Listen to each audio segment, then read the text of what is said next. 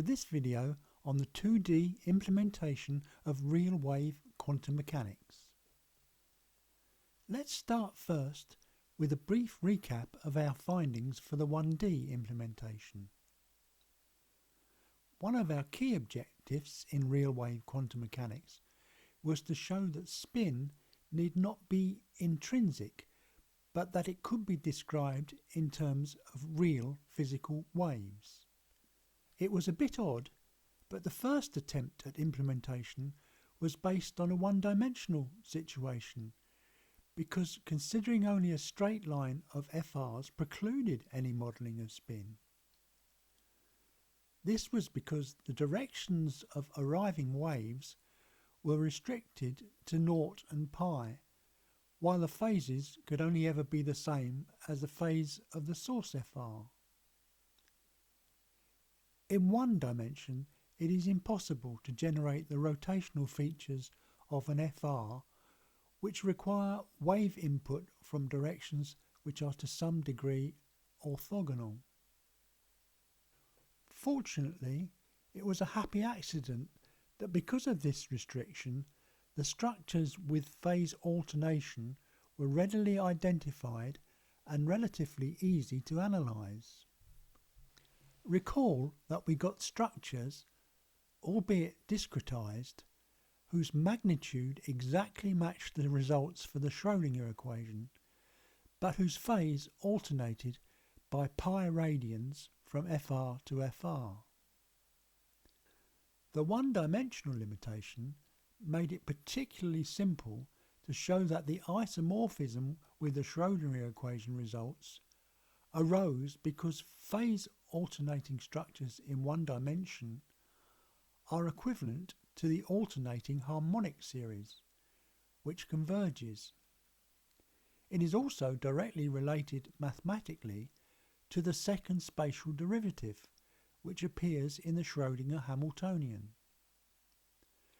So it was by no means a waste of time to look at one dimension initially, even though we could not count on it giving us any intuition about spin.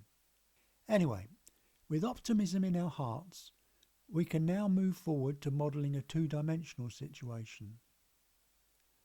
The only arrangement of FRs we will be addressing is a rectangular grid-shaped structure. As previously mentioned, we don't preclude any other structure, but that must be something done later, perhaps by others. We are still going to proceed using the matrix eigenvalue method, which was used in one dimension. However, extension to two dimensions significantly complicates the matrix which must be used.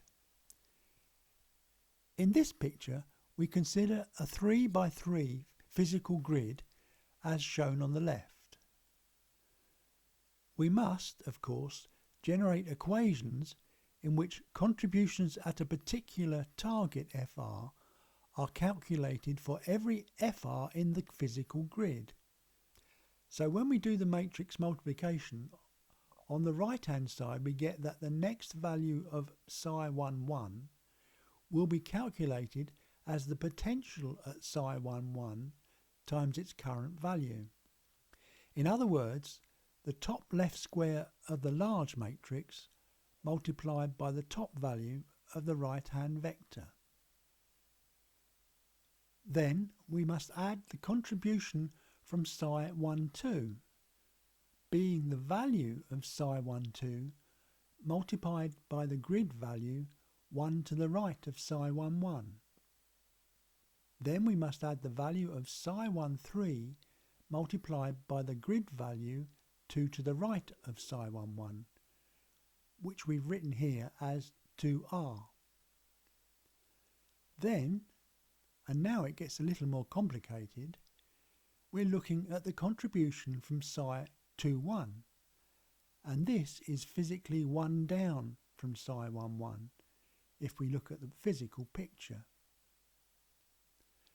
We can continue with this process until we fill out the entire top row of the matrix. Then we fill out the second row of the matrix in a similar fashion, taking into account the relative physical locations of each other FR. That's all very well, but now we must think about the actual numbers we have to put into the matrix. That is, what are 1R, 2R, 1D, etc., etc. We start by thinking about the first FR at location 1, 1 and ask what the contribution from psi 1, 2 must be. As we noted earlier, it is one step to the right. Let us say that the FR at 1, 2 had a magnitude of 1 and a phase of 0. We know everything we need to calculate its discriminated contribution to psi 1, 1 because we know its relative direction, its relative phase, its distance and its magnitude. If we put this contribution, and remember it's just a complex number, into the matrix at this point, look what happens when we perform the matrix calculation. We will take psi at 1, 2 from the second position in the right-hand vector, which is again just a complex number describing its phase and magnitude, and we will multiply it by the value of the complex number in the matrix. Now, when we multiply two complex numbers together, we add their phases and multiply their magnitudes. The complex number in the matrix already reflects the phase which would have arisen from an FR with phase 0. So adding the phase from the source psi value gives us exactly what we need. Likewise, multiplying by the source magnitude scales the matrix value exactly as required. It's helpful to notice that the contributions from source FRs placed equidistantly either side of the target FR give exactly the same contributions.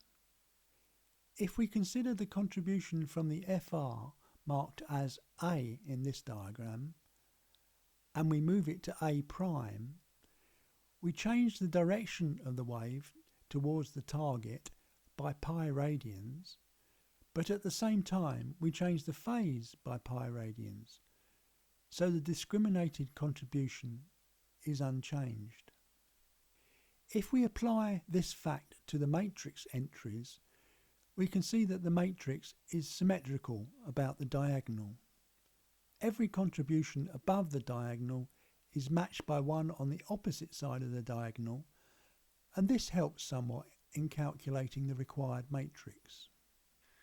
Having said all that, we can now move on to performing actual two-dimensional real-wave quantum mechanics calculations. The first thing to notice is that size has now become an issue.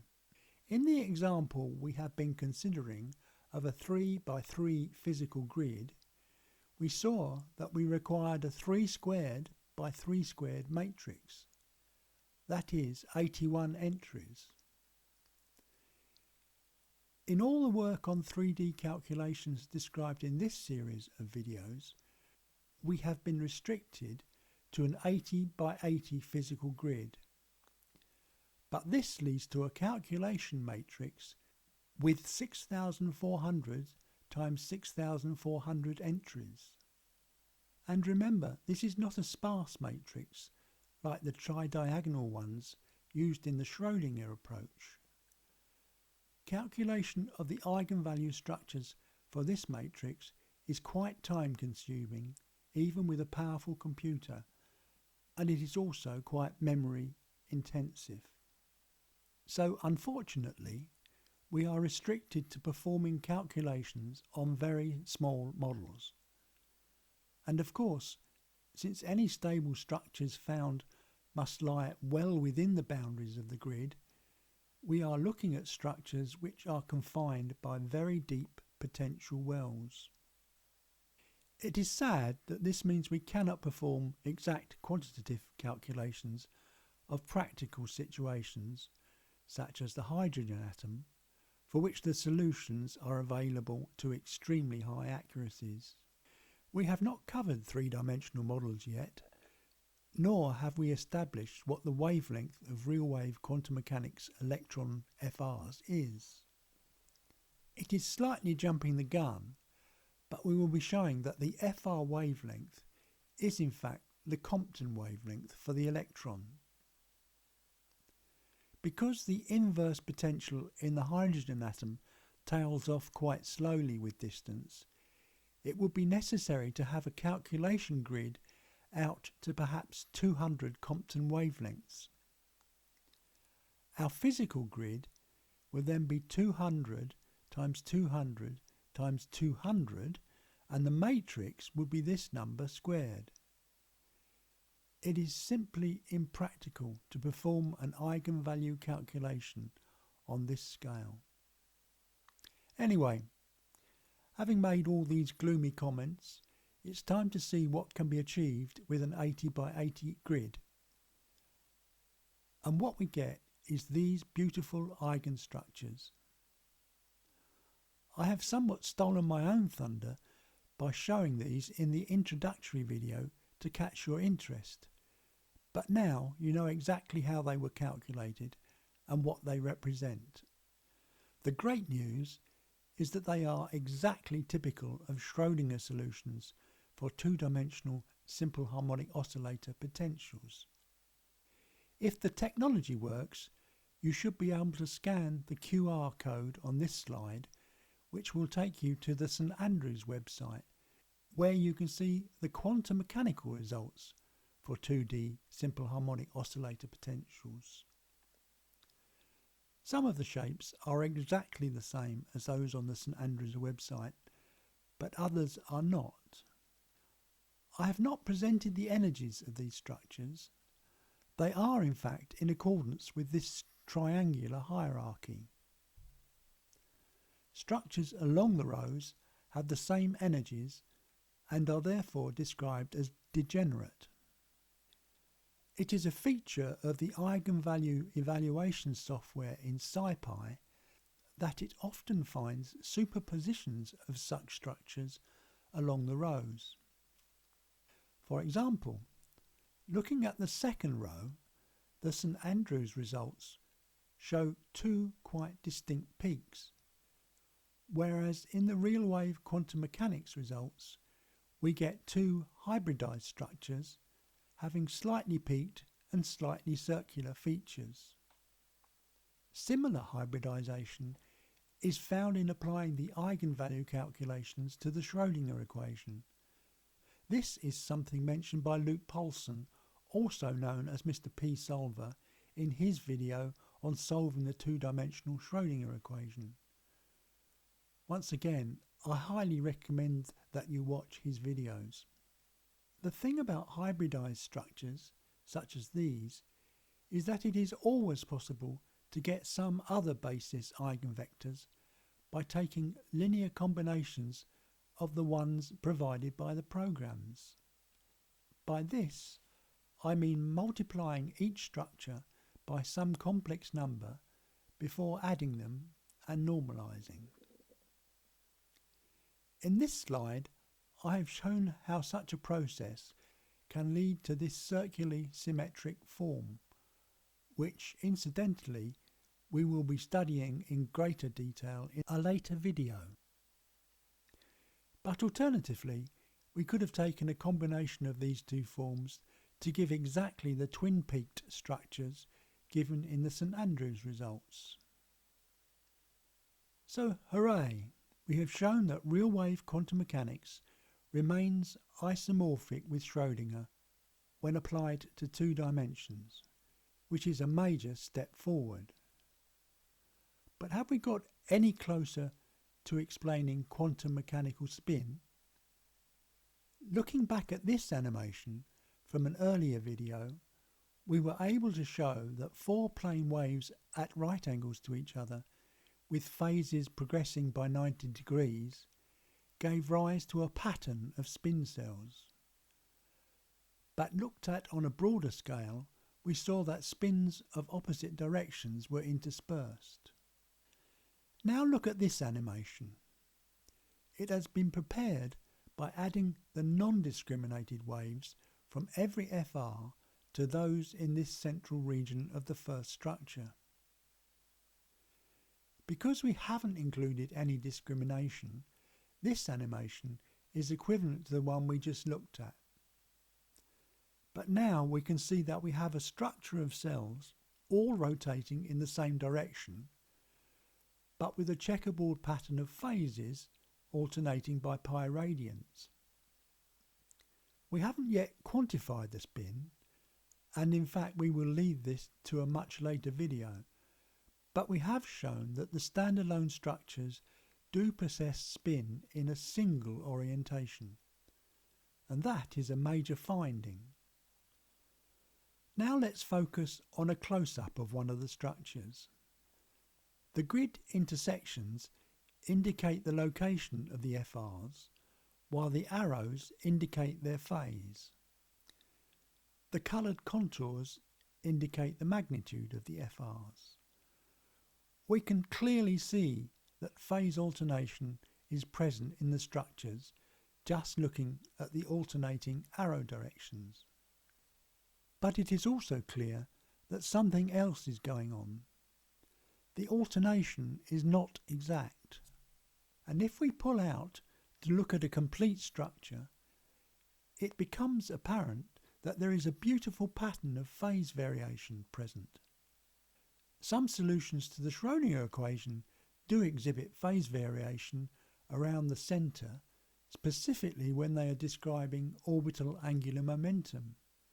The variation displayed in these structures seems to have more content than that. We're going to come back and study this in much greater detail in a later video, and we will find that it is a very significant structure with a very precise interpretation.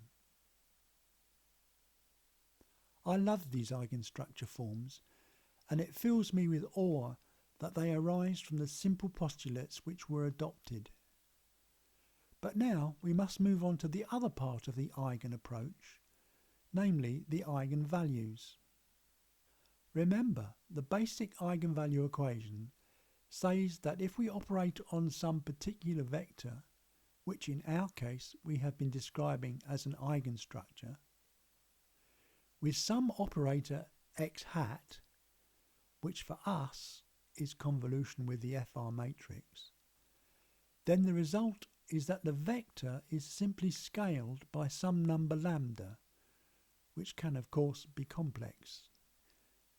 Then the eigenvectors are the particular structures for which this works, and the eigenvalues are the values of lambda by which the vector is scaled. We are going to have to put huge constraints on what eigenvalues are acceptable, and this is because for us each FR is no more or less than the discriminated sum of the contributions of the waves passing through it. Our FRs are what they eat. There is nothing else lurking at the FR location. So, to be precise, the only acceptable eigenvalue is 1. That is, a real number of magnitude 1. And by real, we imply that the phase is going to have to be the same as whatever the phase of the FR was. Yuck. That doesn't seem to leave us much wriggle room. The Schrodinger equation has eigenvalues that vary and describe the energy of the situation. This must mean that we are going to have to model the various energy levels which we know exist in nature by modifications of the FR matrix itself. When we look at the raw eigenvalues we have obtained, we find that they are neither real or of magnitude 1. These are the phase angles we find. The structure number is on the x-axis and the phase of the eigenvalues on the y-axis. The actual values are very small. Remember, this is the value in radians. They are also progressive with the degeneracy group. This is very good news, since we know that the degeneracy group all have the same energy in quantum mechanics, and here we are finding that the FRs with the same energy all have the same phase angle difference from zero. Also, we can see that the spacing of the phase angle is linear with degeneracy group. Remember that for a simple harmonic oscillator potential, the Schrodinger solution has equally spaced energy levels. In this figure, the blue dots are the average for each group, and we can see that the blue dots are in a straight line. So, although our eigenvalues are not 1, their behaviour seems to indicate that their differences from 1 are meaningful, if only we can interpret them correctly. The magnitude issue is quite simple to resolve. Magnitude depends on the matrix entries along the diagonal. Remember this matrix pattern. In our work on the 1D structures, we identified that there must be some critical value of V, say V crit, for which the curvature, i.e. the second spatial differential, is 0. We can extend this concept by introducing some V crit into the 2D potential by making the potential the difference between the simple harmonic value and V crit. And we would expect V crit to play the same role in 2D as it did in 1. But what about the phase variation? It seems as though this is going to be a problem. Let's compare our requirement for eigenvalues of 1 with the time-independent Schrodinger equation, which we show here.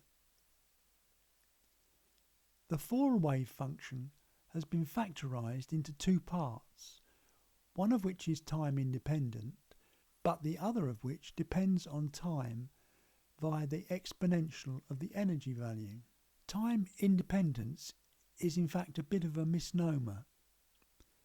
The solution is only time independent up to a phase factor. The whole wave function has a continually varying phase, the rate of variation being controlled by the energy.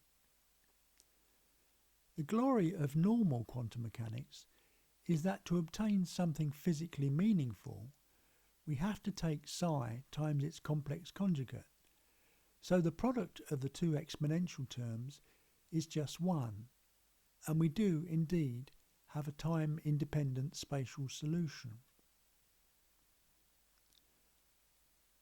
So what we want is a link between these Schrodinger energies and our phase energies. But there is no getting away from it. Our model with unit eigenvectors is as different from the Schrodinger picture as chalk is from cheese. How can we bridge them? Well, in real-wave quantum mechanics, we have rotating FRs. So it is true that our solutions are also only time invariant up to a phase factor. All FRs rotate at the same rate, so any spatial phase variations are unaffected over time.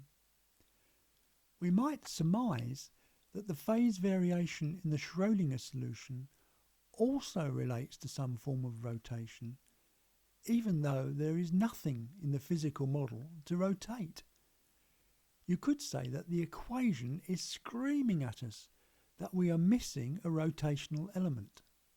Well, if the Schrodinger equation tells us something is rotating, then the only way we can link across to real-wave quantum mechanics is to assume that our rotation rate must be changed for different structures. Just changing the rotation rate does nothing if we change the grid size pro rata. You still get the phase error, which only really leaves us with the option of reducing the frequency, i.e. increasing the wavelength over the same grid size, as illustrated in this figure. Because the phase error is small, we only anticipate a relatively small change in wavelength. And when we try it, lo and behold, it works. In this figure, we have representatives of the first three degeneracy groups. In the lower left corner, we see the results for the phase error when the wavelength is 1. They are linearly spaced as previously noted. As the wavelength is increased, all the phase errors reduce in lockstep until they cross the 0 error in the top right corner. Now the structures have a linear relationship between degeneracy group and wavelength is related to frequency, and frequency is just an expression of energy. Success! Although we are constrained to unit eigenvalues, we are able to meet the requirements for different energy levels by incorporating changes to the FR matrix. What's more, the required changes are meaningful and open to direct interpretation, unlike the Schrodinger solutions, which have no realistic interpretation at all. They just come out of the maths. Changes in wavelength just tells us that the FRs in the lowest energy levels are rotating more slowly, which is a completely intuitive concept. Changes in V-crit control the location of the inflection point in the wave function between sinusoidal and inverse exponential regions. The Schrodinger equivalent arise in the E-V term. There is a nice way to show that we have achieved the stability objective in our tuned solutions. We simply apply the convolution process with the tuned matrix and show that we get unchanged values for psi. This figure is overkill because it shows how 4 different FRs picked at random in the first structure remain unchanged during 100 iterations. 1 would have been enough. This has been a rather long and intensive video, so if you made it thus far, congratulations. The takeaways are that real wave quantum mechanics still has the same solutions as the Schrodinger equation because they contain alternating phases. We haven't quantified spin yet, that is for a later video, but what we have done is to show that stable structures do incorporate a spin of a single direction. We have opened the door on a mysterious inner phase structure predicted by real wave quantum mechanics, but we have not yet addressed its meaning. Finally, we have shown how unit eigenvalues can be obtained by tuning the FR matrix, and that the required modifications have a direct and intuitive link to the energy quantization inherent in quantum mechanics. In the next video, we will take a short historical detour on our road to look at de Broglie's original work. You may have noticed that in the slide that introduces all of these videos, there is a reference to the de Broglie fork. This is because an aspect of de Broglie's work could, I believe, have led physics along the real wave quantum mechanics route if sufficient attention had been paid to it at the time. See what you think. Once again, thank you for watching.